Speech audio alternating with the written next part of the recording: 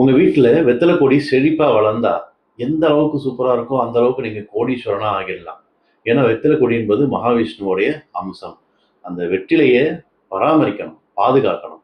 ஒவ்வொரு பௌர்ணமி அன்னைக்கும் அந்த வெத்தல இருக்கு பார்த்தீங்களா? அந்த வெத்தலைய மகாவிஷ்ணுவா நெனச்சு நாம வணங்கணும். வெற்றிலை வளரும் அந்த மண் இருக்கு பார்த்தீங்களா? அந்த மண்ணுல ரூ. 5 காயின எடுத்து நீங்க அதில புதைச்சு வச்சுருங்க. அது யார்கிட்டயும் சொல்ல வேண்டியது இல்ல.